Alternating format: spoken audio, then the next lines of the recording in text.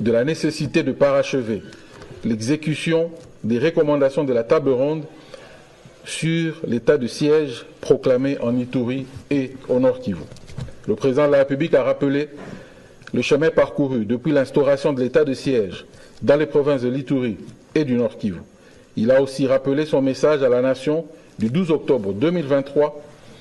où il s'était prononcé sur l'avenir de l'état de siège en optant pour la mise en œuvre d'un dispositif transitoire graduel au terme duquel ce régime exceptionnel devrait connaître sa fin. Ce dispositif transitoire, a-t-il insisté, devait consister au rétablissement de l'autorité civile dans les entités territoriales décentralisées et déconcentrées qui étaient déjà sécurisées et sous contrôle des forces armées de la République démocratique du Congo.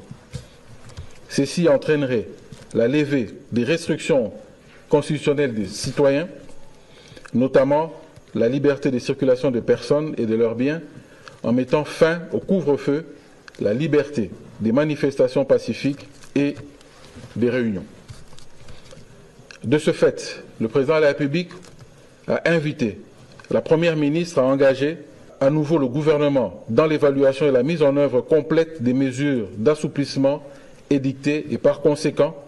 assurer la solidarité aisée des enfants et créer la scolarité aisée des enfants et créer un environnement favorable au développement économique et à l'entrepreneuriat en mettant en exergue les mesures d'assouplissement fiscal déjà prises consécutivement à l'option levée lors de la 7e réunion du Conseil des ministres du 26 juillet 2024 de soutenir les entreprises opérant dans les provinces sous état de siège. Un rapport d'exécution de la présente instruction est à produire dans les 30 jours afin que soient prises des décisions idoines concernant cette partie de la République qui nous est chère.